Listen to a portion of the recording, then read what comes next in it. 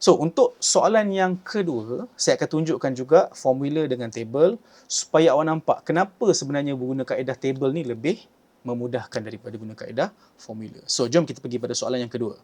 So, next question is actually sama je macam soalan yang pertama tadi, except ini x square. Okay, tadi x je. Sekarang ni x square. Okay, so kita up satu kuasa. Okay, sebelum saya proceed kepada menyelesaikan soalan ni, awak mungkin terfikir, oh sekarang kita dah ada x square dengan x. Kan kalau kita differentiate x square boleh gantikan x. Tak boleh ke nak solve ni guna substitution? Tak boleh. Kedudukan dia tak membenarkan dia untuk solve substitution. Okay, saya tunjuk apa beza dia. Awak ada soalan ni dengan soalan x, e, x square macam ni. Okay. Bezakan ni. Satu x square kat sini, satu x square kat sini. Yang ini boleh guna substitution. Yang ini mesti guna by part. Okey, sebab apa tau? Okey, sekarang saya fokus pada yang soalan asal ni. Soalan asal ni, okey, kita ambil contoh terus. Katakanlah awak pun guna kaedah substitution. Let u equals to x square. Lepas tu awak pun buatlah du over dx sama dengan 2x. Lepas tu awak pun nak susun supaya dia jadi x dx. Dia akan jadi du over 2 x dx. The problem is x dx ni dengan x dx ni tak sama level. Okay? X ni adalah kuasa eksponen, dx ni dekat bawah. So dia tak boleh menggantikan ni. Okay? So even tu nampak macam boleh guna substitution, sebenarnya tak boleh. So awak kena selesaikan ini guna kaedah by parts. Okay? So kita pun jom kita guna by parts. Okay, so saya akan start dengan kaedah formula dulu. So according to Lopet, x square akan jadi u. Ex akan jadi dv. Sebab x square ni kita boleh differentiate sampai jadi kosong. Alright, so kita pun let u equals to x square. Maka du over dx adalah 2x. So du adalah 2x dx. Manakala untuk dv, kita ada dv sama dengan ex dx. So integrate dua-duanya. So v kita akan dapat ex balik. Alright, so kalau kita guna kaedah formula tadi, kaedah sudu tu, so kita boleh tulis balik sebagai the integration of x square ex adalah uv. Okay, u apa? Ux square v ex. Okay, so kita pun tulis baliklah x square ex minus v du. So v kita ex, du kita adalah 2x dx. So kita pun salin balik, kata ex darab 2x, lepas tu dx. Okey, sekarang saya keluarkan constant. So kita ada x square ex minus 2. Awak ada x ex dx. Okey, now kita akan nampak mula kerumitan dia dekat mana. Ni bukan jawapan akhir lagi tau. Sebab apa? Because bila awak guna kaedah by parts, awak ada x ex dekat sini.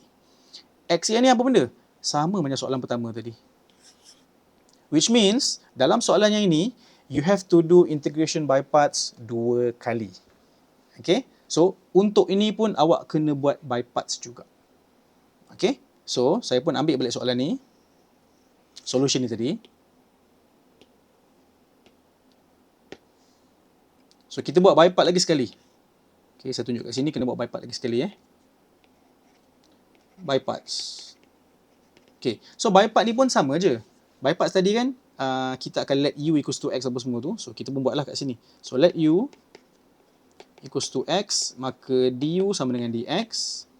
Lepas tu kita ada dv equals to ex dx, maka v sama dengan ex. So, the integration of x ex tadi akan dapat, okay, u darab v, so kita ada x ex.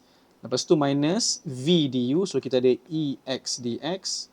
Maka last sekali kita akan dapat x ex minus ex plus c. Benda ni kena substitute balik dalam ni. Okay, so finally kita punya jawapan tu dia akan jadi macam ni. The integration of x square ex terhadap x adalah sama dengan, okay, first yang ni lah x square ex ni. So kita ada x square ex minus 2. Okay, ni tengok ni. 2 ni sama ni. Integration ni jawapan dia.